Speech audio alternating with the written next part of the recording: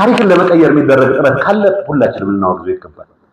እኔ ህወሓት ከዚህ ነፃ ነው እያልኩ አይደለም። በተግባር ቀድሜ እኮ ይሄን የዚህ አካባቢ ህዝብ ለየት ባለ መልኩ ጥያቄ መስተናገድ አለበት የሚል እምነት ከነበራቸው ውስጥ ነው ወስነን እናውቃለን።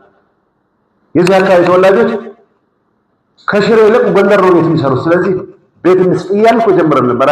ያው የልብስ አልሆነም፣ ብዙም አልገፋንበትም፣ አልተሳካም።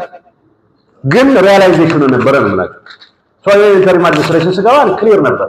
ፕሪቶሪያ ስምምነትም በዚህ መልኩ መደረግ አለበት ብሎ ያለው ነው። እስካሁን የተደናቀፈበት ምክንያት መድገም አልፈልግም።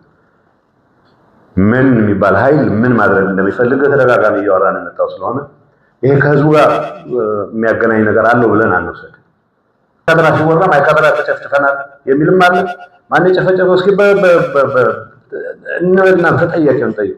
መጠየቅ ያለበትን ጠይቅ። ሁሉ እኔ እዚህ እጅ ካለኝ ልጠየቅ።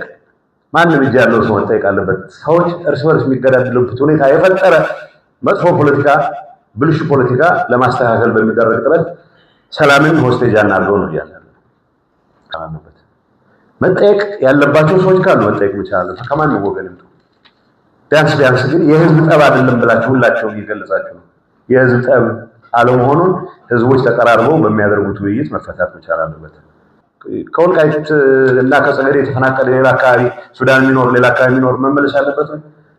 it works both ways። ተፈናቃይ መመለስ ማለት ተፈናቃይ ወደ አገሩ ለመመለስ የሚያስችሉት ሁኔታዎች ፈጥረህ ማቋቋም መቻል ማለት ነው። ቁጥሩን አላውቅም፣ ምን ያክል ተፈናቃይ ያለ ሱዳን ምን ያክል መመለስ አለበት የሚለው ዝርዝር will be worked out። ግን የሆነ ማካለል ስትጀምር በአቅጣጫ የምታካለው ነገር አለ። በታሪኬ በወልቃይት ጸገዴ መሆኑን ስቸው ማላቅም በደንብ ማውቃለሁ። አንዳንድ አካባቢዎች እኮ መጠሪያቸው የመጣው ለአስተዳደር ድምጽ ተብሏል። ምንድን ነው ይሄ አካባቢ ራሱን መቻል የሚችል አካባቢ ለምን ከፌደራል ፕሮጀክቶች መራቅ ያለበት? የምርምር ጣቢያዎች አሉ፣ መሰራት መቻል አለበት። ይሄንን ለማድረግ የሚያስችል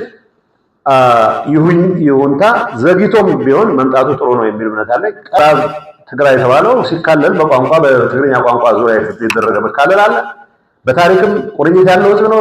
ልዩነት በዚህ ደረጃ አልነበረም። የተጋነነ በመጣ ቁጥር ግን አሁን ወደ ግጭት የገባቸው ሁኔታ ተፈጥሯል። ፖለቲካውን እንተው። ፖለቲከኞች በፈጠርነው ችግር ምክንያት ህዝብ ለመረስበርሱ ይባላል። እኛም ወጣ ብለን እስኪ የፖለቲካ አጀንዳችንን እንተውና ህዝቡ ያለውን whatever ልዩነት ይሁን አንድነቱን በራሱ ጊዜ መፍታት የሚችልበት ሁኔታ እንፍጠር ነው ያለን ያለው። በዚህ ህዝብ ላይ የሆነ ማንነት ሊጭናይ ምንም ጥያቄ የለውም። ይሄን ክሊር እናርግ። በዚህ ላይ ተመሰረተን ግን ይሄ ማንነት ጥያቄ እስኪረጋገጥ ተብሎ ይሄ ህዝብ ለምን ከልማት ይርቃል? ይሄ ህዝብ ለምን በጦርነት ይንገላታል?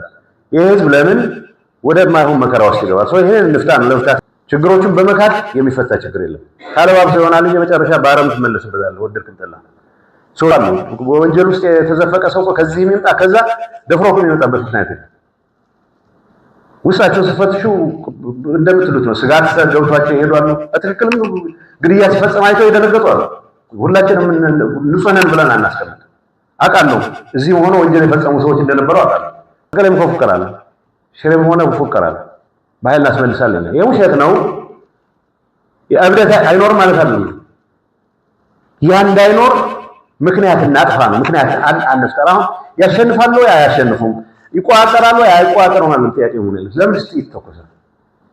ጥይት ተተኩሶ ስላሸንፍ ነው ስለተሸነፍን አይደለም ውጤቱ መለካት ያለበት። በማይገባው ጣጣ ውስጥ ለምን ህዝብ እንዲገባ እናስገዳለን? በቀላሉ በሰላም መፈታት የሚችልን ችግር በእኛ በኩል ካሁን በፊት የትግራይ አስተዳዳሪ ሆኜ የማስበው ከነደመቀ ጋር በመስራት ይሄን ግጭት አስወግደን መከላከያን እናሳርፈው ብቻ አይደለም፣ ህዝቡ ይረፍ፣ መከላከያም ይረፍ። እንደ አስተዳዳሪ የሚባለው በአስተዳዳሪ ይገባለው ይላል። እኔ ጠቤ ምንድን ነው? የትኛውን አስተዳደር ነው ይዘንብለው? ሁመራ ከለቀቅ ነው 5 ዓመት ሞልቶት የነበሩ አስተዳዳሪዎች አንዳንዶቹ በፈቃደኝነት ወደ እናንተ ገብተዋል። አንዳንዱ ከብሏል። አስተዳዳሪ ሰሞኑን ተመርጠው ከሆነ ሰፈር የመጣ አስተዳዳሪ ቃፍታ ምን እንደሆነ የማያውቅ ሰው አስተዳዳሪ ተመድቧል። ቃፍታ አውቃለሁ። ቃፍታ የት ነው? ጨረቃ ላይ ነው? ወለጋ ነው? በፍጹም የማያውቅ ሰው የቃፍታ ማህዳሪሃ ተዋሂል ብደል ዝፈቅድ መስለኩም አይባይሆን አሁን አይወበለን እናንተ ማትቀበሉ ለኔ ማተር የሚያደርገው አስተዳዳሪ ይገባል ምን ውሸት የምን አስተዳዳሪ? ጸጥታ ለማስጠበቅ መተማመን ከፈጠርን ጸጥታ የሚያስጠብቀው መከላከያ አይደለም። እኛ በምንሰራቸው ፖለቲከኞች በምንሰራቸው ስራዎች ወታደሩ ለምን ይሰቃያል?